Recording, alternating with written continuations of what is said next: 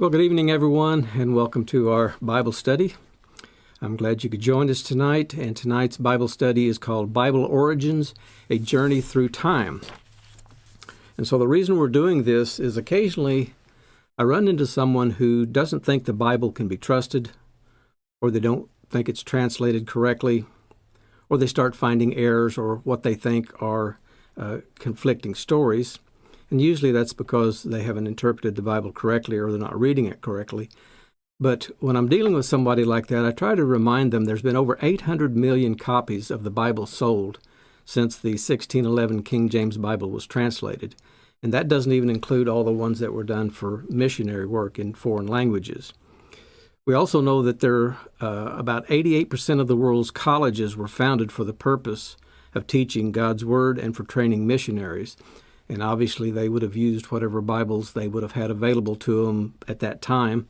And of course, each college would teach according to the instructions and the way they understand the Bible. And a lot of times it's not exactly correct. But when I'm dealing with someone that doesn't think the Bible is something other than a collection of man-written stories, and I know a lot of the major media will say the Bible is just a collection of fairy tales or stories, and so they put it down and get other people to thinking that that's all there is to it. But if it was only a man-written book, then why does it still exist today? Because it was written thousands of years ago. Satan has fought endlessly to rid the world of the Bible. He's had it banned. He's had it burned. In some instances, only certain translations could be read, and we'll get into that in just a little bit. But everything that man does eventually fails, whether it's a building or a government or whatever. So man doesn't do things that endure. We also know that Satan tried to destroy the earth. So if you understand the difference there between Genesis 1 and Genesis verse 2, with the tohu and bohu, how the world became void, then I know that's a rather long story, and we'll get into that some other time if we need to. But Satan has tried to destroy everything that God has planned, and he hasn't succeeded at any of it. He tried to kill Moses before Moses, was even an adult. Moses was put in a basket, floated down the river to protect him, and Moses ends up at Pharaoh's house, and he ends up accomplishing exactly what God wanted him to do. Satan also tried to kill Jesus. Herod killed off all the male children below 2 years of age, and Satan thought if he could get rid of Jesus Christ, that would thwart the plan of God, and he didn't succeed at that. So it's not a stretch to think that Satan would try to influence the Bible, and we'll talk about that as we get into these 11 oldest known versions of the Bible. Now, if you've done a search on old Bible list, I have found lists that have as many as 24 Bibles listed, but some of them there were only 2 or 3 produced, so those were not included in the list. We're just talking about the major Bibles that would have been produced and available. So researchers say that the Bible took about 1,600 years to write. Okay, that would have been from Moses writing the first 5 books of the Bible until John completed the book of Revelation. And so we look at the first 39 books of the Bible. This is what we call the Old Testament, and it was apparently written between 1400 BC and 400 BC. And the book of Genesis then covers the longest period of time of any single book in the Bible. It covers approximately 3,600 years. And so people will challenge, those of us who believe in the Bible and say, well, how could Moses write the first 5 books of the Bible and span 3,600 years when he wasn't there? Well, obviously, it had to be God-inspired. No man could have known all of those historical things. There might have been some things preserved, some kind of ledgers or something or some sort of writing, but it had to be God-inspired for Moses to cover that much territory. So then when we get to the New Testament, there's 27 books called the New Testament, and they were written between AD 50 and AD 100. And I want to point out, AD 50 is quite a few years after Jesus Christ was crucified, because Jesus would have been crucified somewhere around year 34, 35, and the reason there's a difference there is historians don't exactly agree on when they started BC and AD difference, and I've found as much as 4 years difference in timelines there, so these dates don't have to be exact. But the point being, all of the New Testament was written after Jesus Christ was crucified, so he could not have taught from the New Testament. Everything that Jesus taught came from what we call the Old Testament. So the books of the current biblical canon were written by 40 known authors. They were inspired by God to write the 66 books of the Bible, and those writers actually covered 3 continents, 3 languages, which was Hebrew, Aramaic, and Greek. Now, I would challenge any group of playwrights from any continent, anywhere in the world, to put together 40 authors or 40 playwrights, script writers, screenwriters, whatever you want to call them, and have them write 66 chapters to a play and have it be as consistent as the Bible is as far as prophecies and timelines, and they just simply can't do it. And this covers 1,600 years. That would be impossible for man to do and maintain the consistency that the Bible has. Now, there were other books written during this time as well, and this would be in what we call the intertestamental period, and that would be between Malachi and Matthew, and they're known as the Apocrypha, and there's actually 14 books, and they were initially included in the King James translation of the Bible. Now, I'm not going to talk about how they got there or the false authors and the false doctrines that are in them. We'll cover that some other time, but why are they not in our modern Bible? Well, if you study Catholic teachings, they will encourage their memberships to read the Apocrypha, but they admit to them that it is not inspired writings. So it's somewhat historical. A lot of the writings are historical. And if you're Satan and you want to confuse people or get them off track, you can't do it with a total lie. You have to include some truth. And so that's how Satan works. And so a lot of the history in the Apocrypha is true. But a lot of the remaining stories are not true. So if people believe the history and they say, well, this is true, then they tend to grab onto that which is false as well. And so that's a pretty neat trick. But anyway, the Apocrypha was part of the King James Bible for 274 years.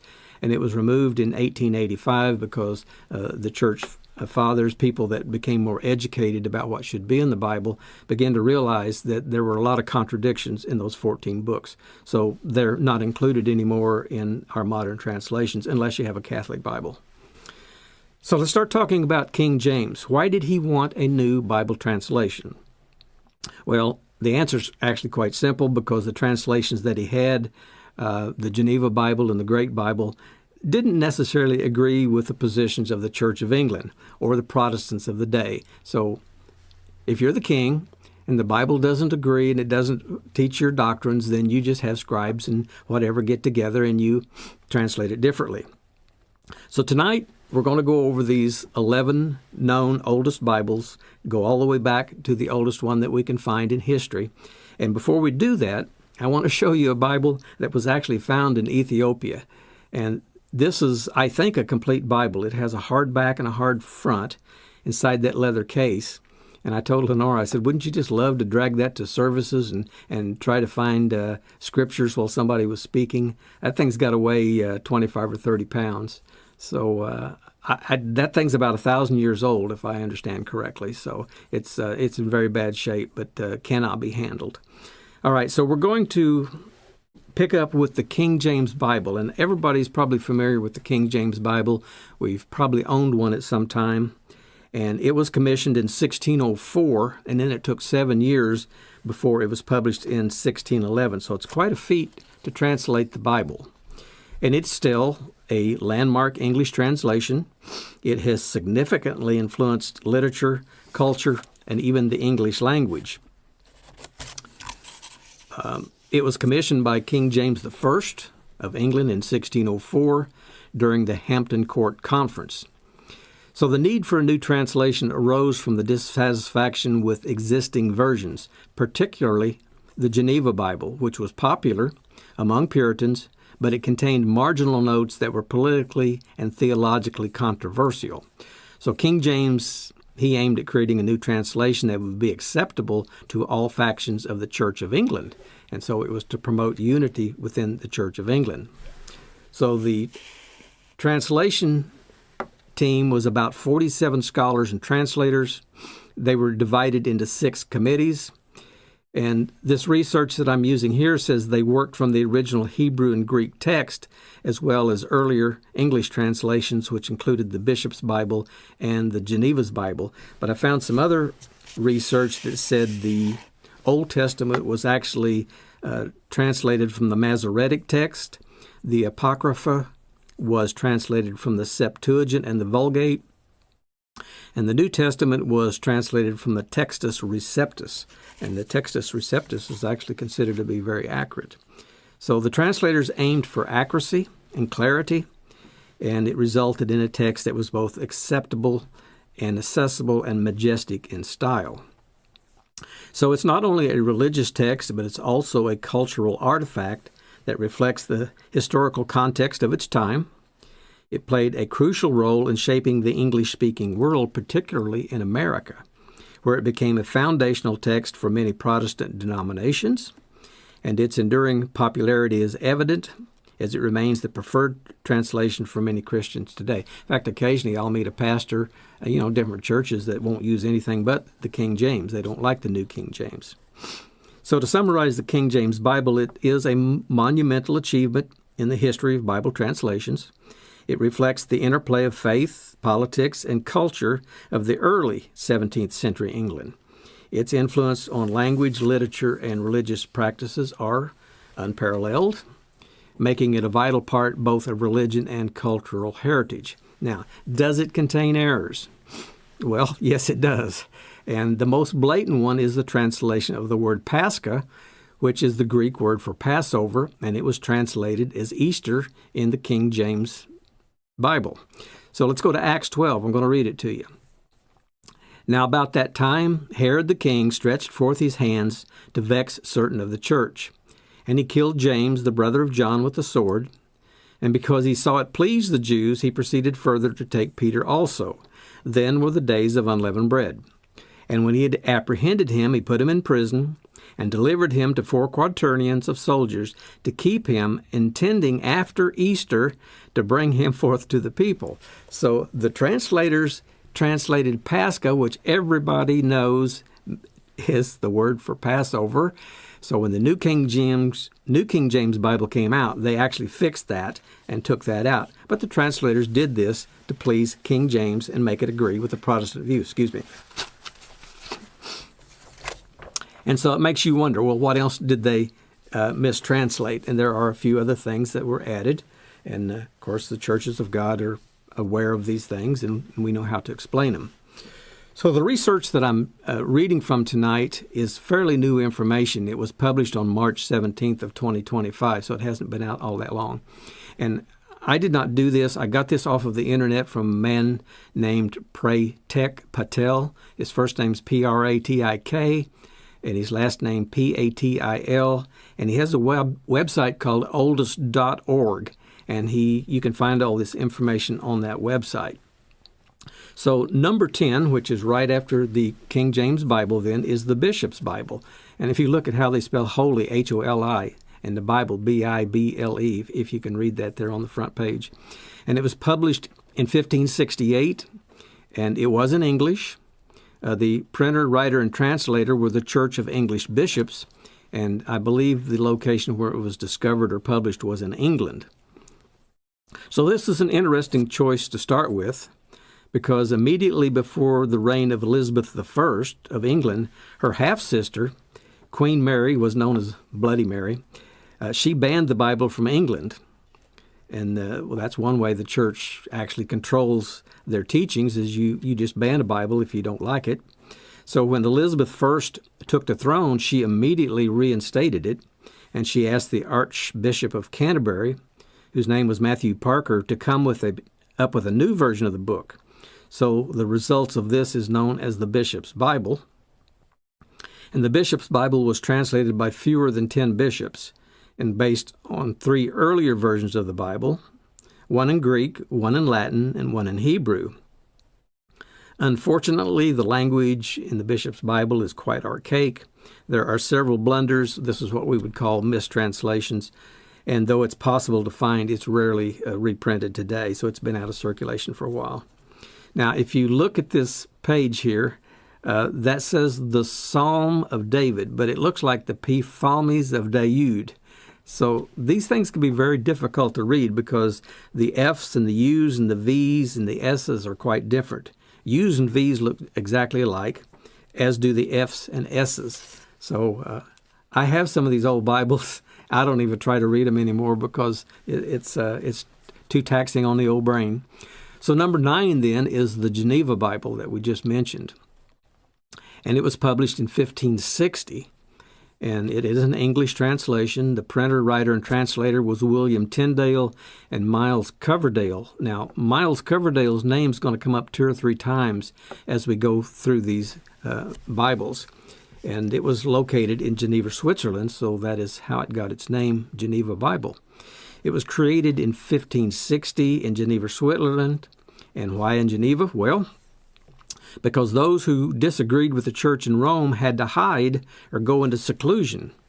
And this has happened quite a bit down through time. If you disagreed with something that was in the Bible, it could cost you your life.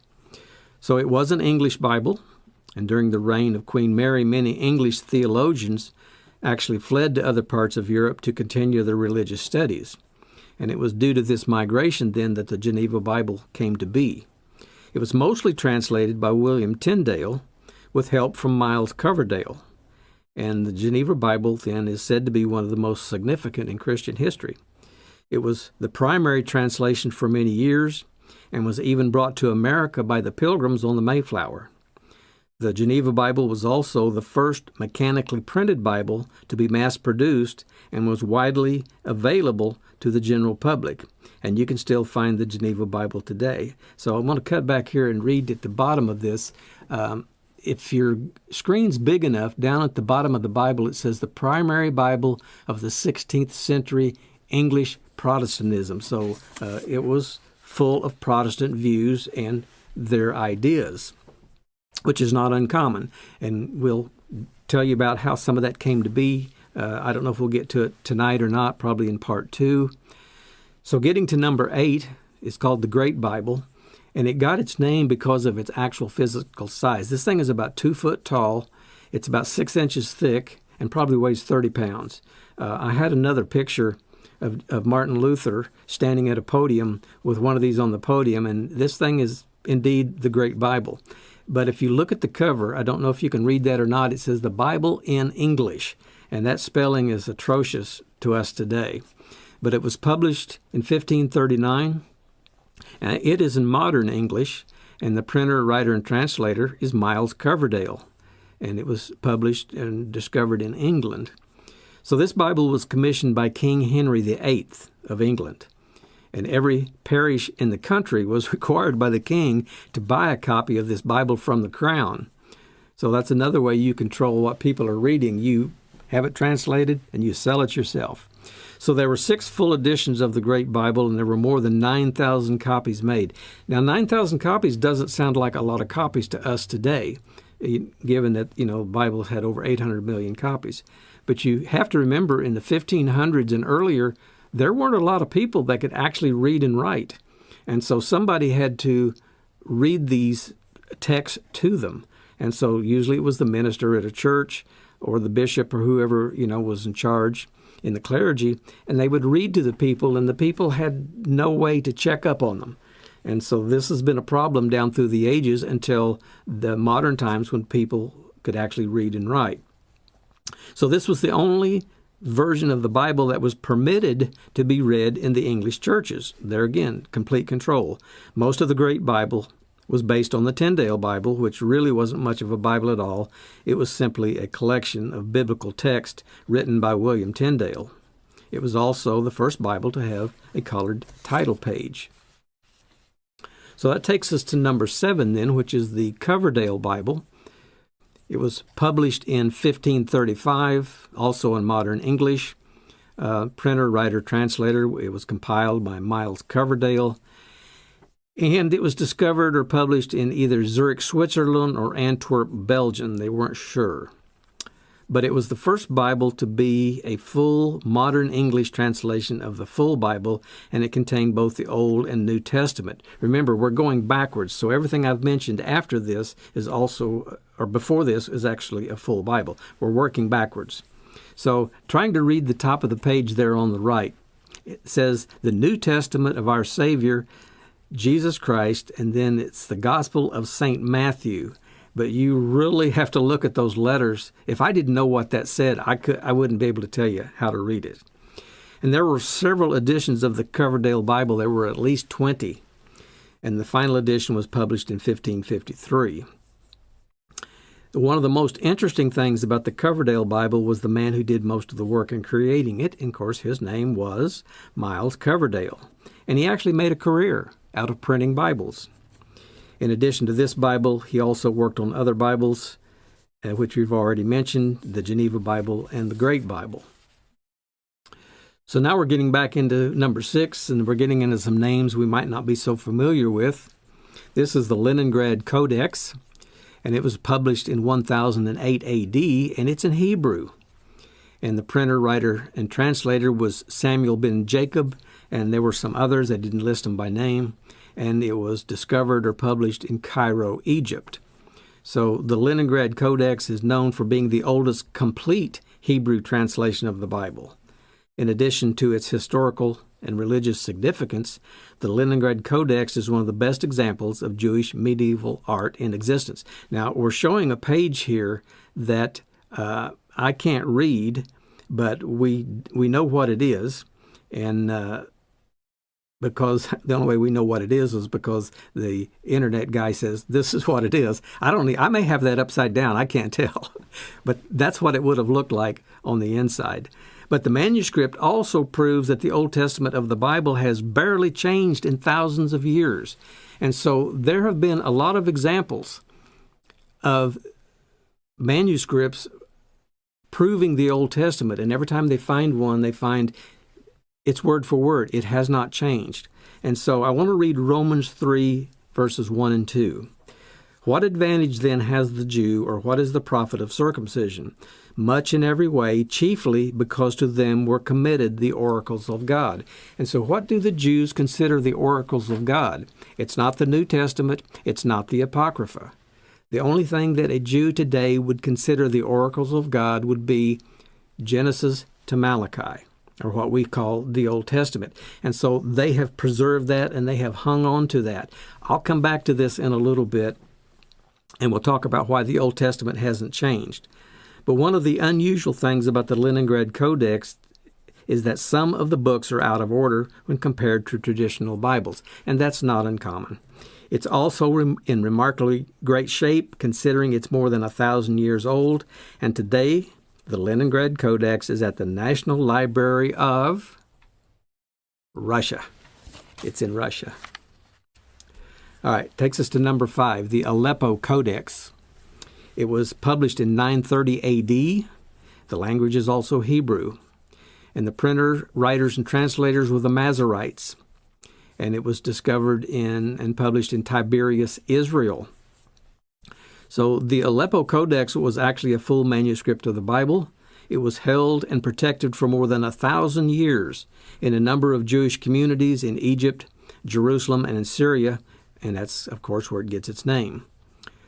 It was held in Syria until 1958, when it was smuggled out of the country and given to Isaac ben Zivi, the president of Israel.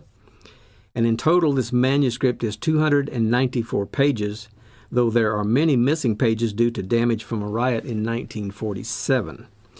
Since there have been a number of attempts to find the missing pages, though ultimately no one knows what happened to them, and today the Aleppo Codex is housed at the Shrine of the Book at the Israel Museum. So there's lots of Bibles that have been preserved, okay?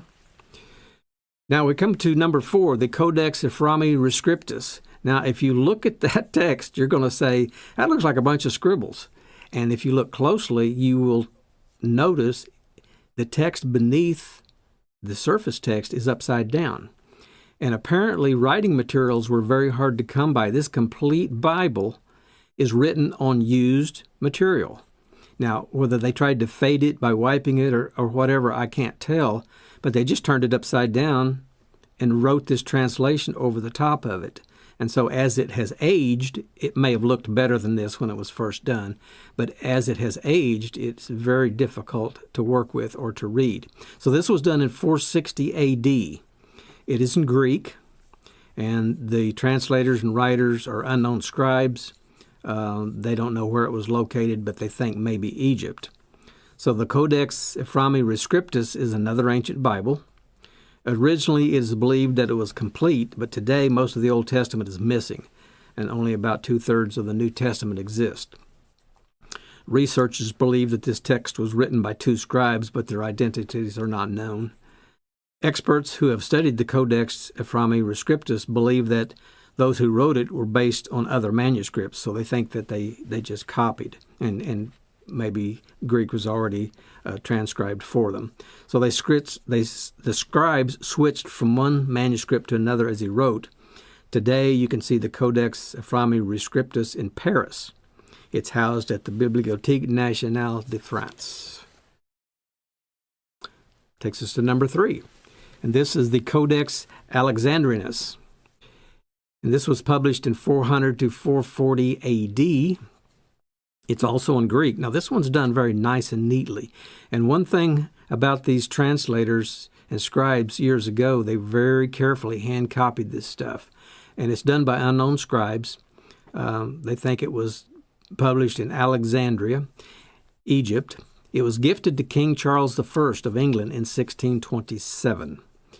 The Codex Alexandrinus is certainly one of the oldest Bibles in history. It's a total of 773 pages. It's a full reproduction of the Bible, and it's available in the website of the British Library. So I guess they've scanned this, and you can get copies of it. The pages are made of vellum. It's handwritten, and because of the delicate nature of the Codex Alexandrinus, it is rarely touched. That's to be expected, I think. According to some scholars, the Codex Alexandrinus could be one of the best in the world. It's regarded to be one of the most complete versions of the New Testament. So this is the New Testament version that most of our testaments are based on today. Now, I want you to look at the date, and then I'll talk about this either tonight or in part 2. This is 400 A.D. or 440 A.D. When was Jesus Christ crucified? About 35 A.D., somewhere along in there, 33 A.D. So how long has certain people had time to get their hands on these scripts and alter a few things? We'll talk about that. Let's go to number 2. The Codex Sinaiticus. This is a Sinai Bible. This was published in 330 to 360 A.D. It's also in Greek by unknown scribes, and it was found at the St. Catherine's Monastery in the Sinai Peninsula. So the Codex Sinaiticus was widely considered to be the oldest Bible in existence until the oldest Bible was scientifically dated. The manuscript was discovered in the 19th century, though it was incomplete. Other parts of the same manuscript are found in both the 20th and 21st centuries. So today, the majority of these parts are on display at the British Library, which is in London. When you look at the Codex Sinaiticus as a whole, there are large parts of the Old Testament that are missing. However, it is widely accepted that originally the full Old Testament was part of the Codex. Approximately half of the Old Testament remains, and the full New Testament is part of the display. But look at where it was found. It was found at St. Catherine's Monastery in the Sinai Peninsula. So St. Catherine's would be a Catholic monastery. So this is what I'm getting back to. We'll talk about the early Church of Rome. We'll talk about some of Polycarp's discussion with some of them, some of the things that he said they should do, and he loses the arguments. And so this begins to alter the early text very early on. Number 1, the Codex Vaticanus. This is known as the Latin Bible. This is the oldest known Bible in existence. Anything any older than this has disappeared off of the face of the earth. All the writings are gone. Now, I will say this. When I get into part 2, I'm going to talk about a man who actually got his Ph.D. I forget what the name of the Catholic college is, but he was awarded a gold medal for his studies. He gets to go through the Catholic archives, and the Catholic archives actually contain some of the best information, and I'll share with you some of what he found and some of the things that it affected and some of the things that it didn't affect in his own beliefs. So the Codex Vaticanus is in Greek. We don't know who the scribes are. They think it was found in Rome, Alexandria, or Caesarea. It's been kept at the Vatican Library since around the 15th century. And as I said, it's the oldest known Bible in existence. The verses are printed on sheets of vellum. It's believed that it was translated by at least 3 scribes, and that's not very many when you get right down to it. Most scholars believe that the Codex Vaticanus is the most accurate Bible in existence, as it was written only a couple of hundred years after the deaths of Jesus. Well, do you think Satan waited 200 years to try to get rid of the Word of God? I don't think so.